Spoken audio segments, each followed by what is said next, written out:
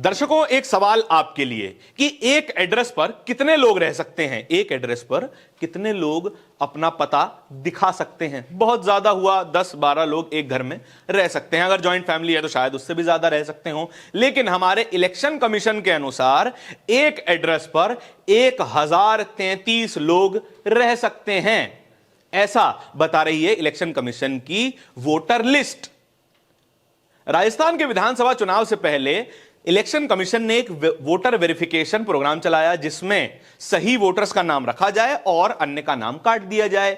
इसी सिलसिले में नए वोटर्स को भी जोड़ा जाता है। लेकिन जब 2023 के राजस्थान विधानसभा चुनाव हुए, तब एक ही एड्रेस पर 1033 लोगों ने अपना वोटर पंजीकरण करवा लिया। लेकिन इलेक्शन कमीशन को यह बात नहीं पता चली।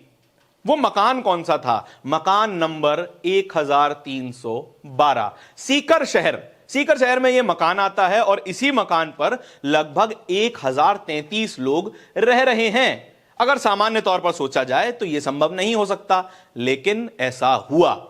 जब वोटर वेरिफिकेशन प्रोग्राम दोबारा चलाया गया तो पता चला कि इस मकान पर 1033 लोग रह रहे हैं। और जब दैनिक भास्कर की टीम इसी लिस्ट की पड़ताल करने के लिए सीकर शहर पहुंची तो वहां पर उसको एक दिव्य दृश्य देखने को मिला। वो दृश्य था कि वो मकान वहां पर मौजूद ही नहीं है। मकान नंबर 1312 अस्तित्व में है ही नहीं। जिस जगह पर इस मकान का एड्रेस बताया गया था, उस जगह पर झुग्गी झोपड़ियां हैं जहां पर बंजारा समुदाय के लोग रहते हैं। तो फिर भास्कर की टीम ने उस बंजारा समुदाय के लोगों से बातचीत करी। 2 दिन तक पड़ताल करने के बाद यह पता चला कि इस पूरी कच्ची बस्ती में, झुग्गी झोपड़ियों में 1312 नंबर का कोई मकान ही नहीं है। इलेक्शन कमीशन ने इस पूरी लिस्ट में एक सेक्शन बना दिया, सेक्शन नंबर 72। उसमें 1312 नंबर के तमाम मकानों और उसके वोटर्स की लिस्ट थी। पेज कुछ ऐसा फंसाया गया कि 1312 नंबर के आगे क, ख, ग अलग अलग तरीके के सीक्वेंस बना दिए और फर्जी वोटर्स को रजिस्टर करवा दिया गया।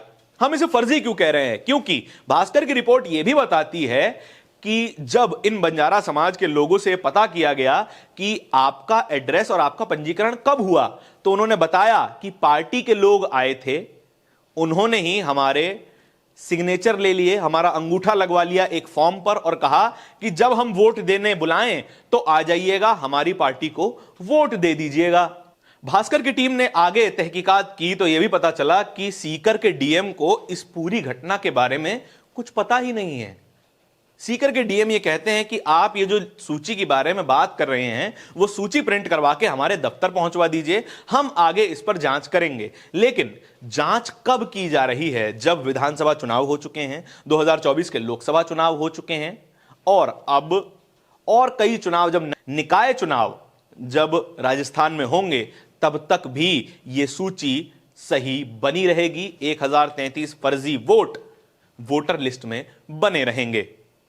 हर बार जब किसी भी राज्य में या फिर सामान्य चुनाव होते हैं तो उससे 1 महीना पहले इलेक्शन कमीशन एक वोटर वेरिफिकेशन प्रोग्राम चलाता है, जिसमें घर घर जाकर वोटर्स की वेरिफिकेशन की जाती है कि कहीं जो वोटर पंजीकृत है वे घर छोड़ के चले ना गए हों, और अगर चले गए हैं तो उनका वोटर लिस्ट से नाम काट दिया जाता है। लेकिन ऐसा हुआ नहीं।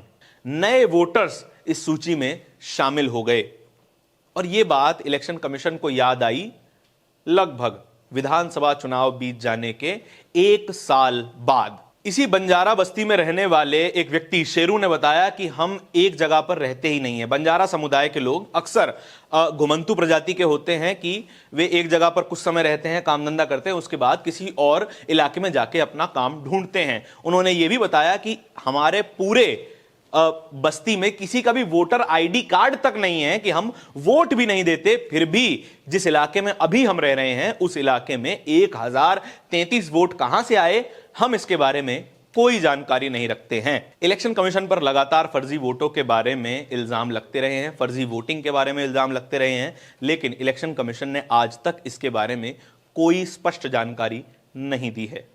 ये 1000 फर्जी वोट एक ही एड्रेस पर कहां से आए, इसके बारे में जवाब मिलेगा नहीं मिलेगा ये तो भविष्य बताएगा। आपके इस पूरी वीडियो के बारे में क्या विचार है कमेंट सेक्शन में जरूर बताइएगा। इसी तरह के वीडियोस और भी देखते रहने के लिए बोलता हिंदुस्तान को सब्सक्राइब जरूर कर लीजिएगा। बहुत बहुत धन्यवाद।